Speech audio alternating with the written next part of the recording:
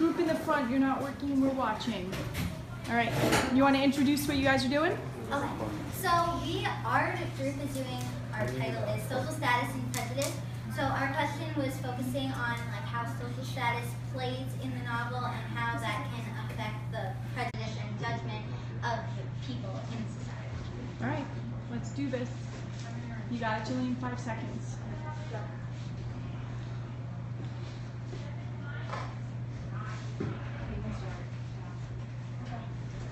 Just say switch.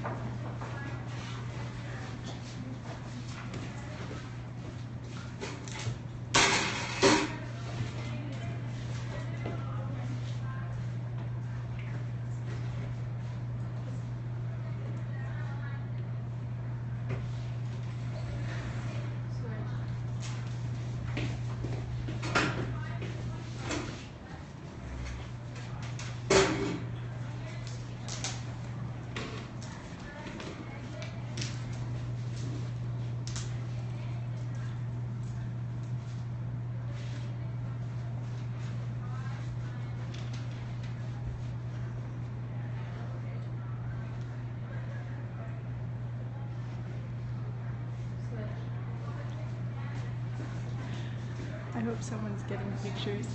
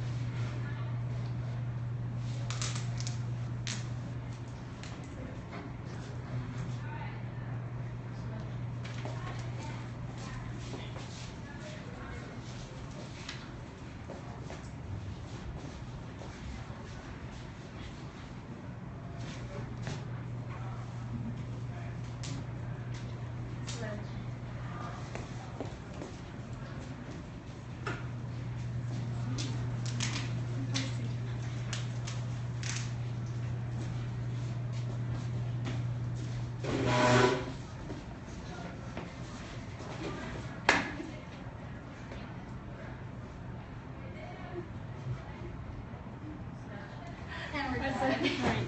Nice job, guys. So, talk to us about what that was about. So our first scene, we were trying to show how Mrs. Bingley Mrs. Bennet, wanted to marry off all of her daughters, and how since they weren't like the highest up on the social ladder, that she didn't really care whether the daughters were in love with the person they were married. All she really wanted was the money and the jewels. And then our second scene was Mr. Darcy and how he was being really rude to Elizabeth at the party and talking about her to other people and how she overheard him. And it just shows how like people who were of the higher class, like they really thought that they were the best and they didn't really have much regard for lower people. And like, yeah, he said that she was kind of pretty, but like she wasn't worth his time. Alright, so for scene 3, it was when Mr. Collins was proposing to Elizabeth, and so Collins was like, on the status bar, he was very up, very high, and Elizabeth was, I don't know, I would say middle-ish. So it just shows how Elizabeth actually eventually said no to him, like, oh, back off.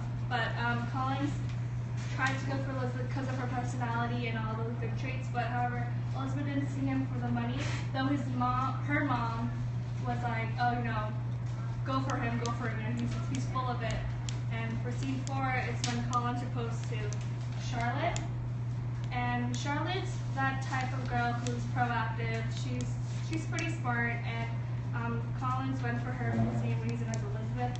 And that just shows how Collins, how can you say this, like, he goes off from one person to another person, and there you go, yes, he's very desperate.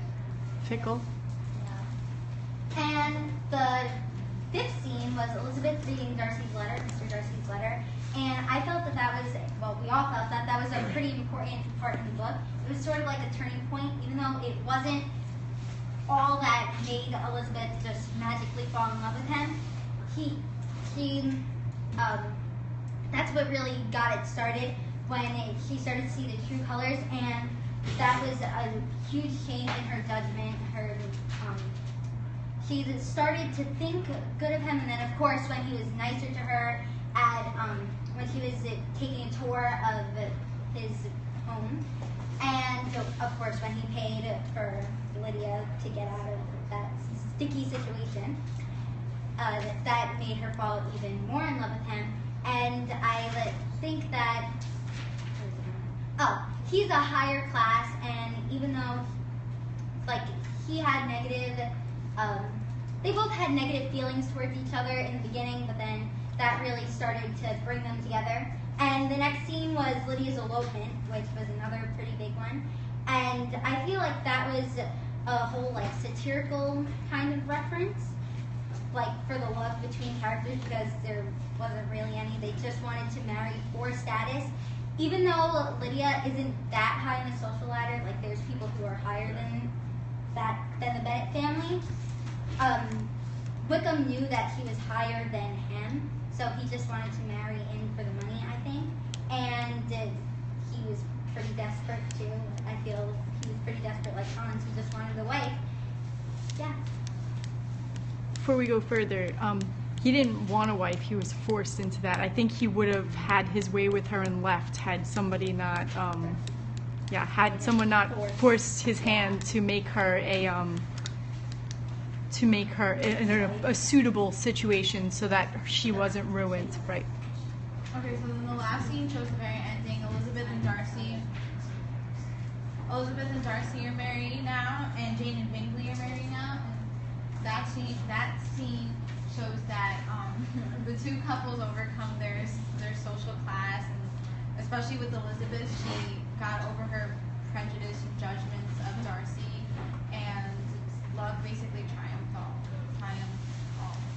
Right. So, the floor is open to you guys. You guys have any questions? Questions and thoughts. This was about prejudice and social status. So thinking in terms of what Austen is trying to convey through social status and specific prejudices and how they're performed throughout, how they come up throughout the text.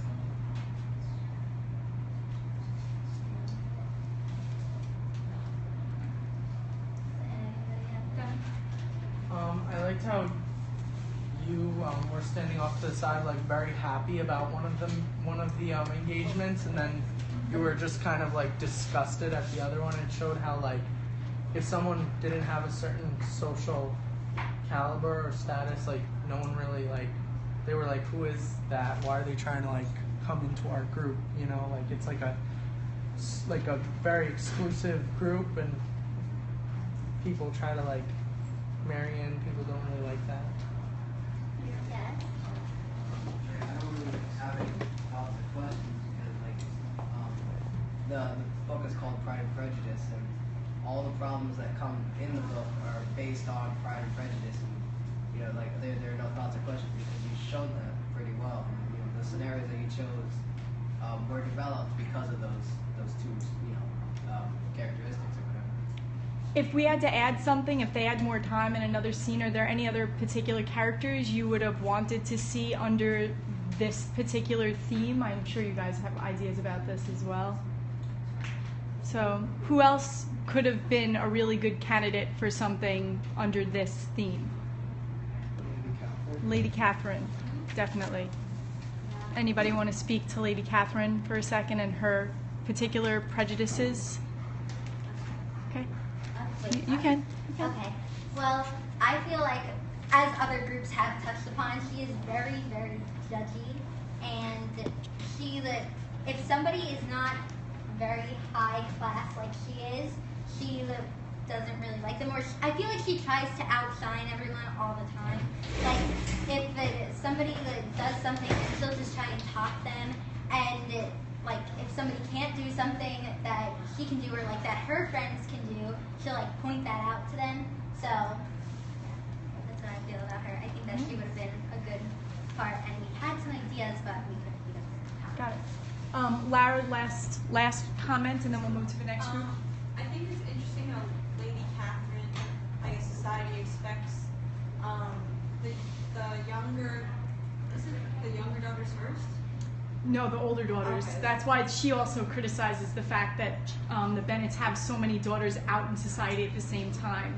Like, under normal circumstances, Jane would have had to have been married off first, and you wouldn't have brought your younger daughters into society until your older daughters were already married off. Because then they wouldn't be competing against the same pool of men. I just think it's not logical to have your daughters marry in age order. Yeah. A very 21st century sensibility, for sure. In general. All right, thank you guys. Thank you.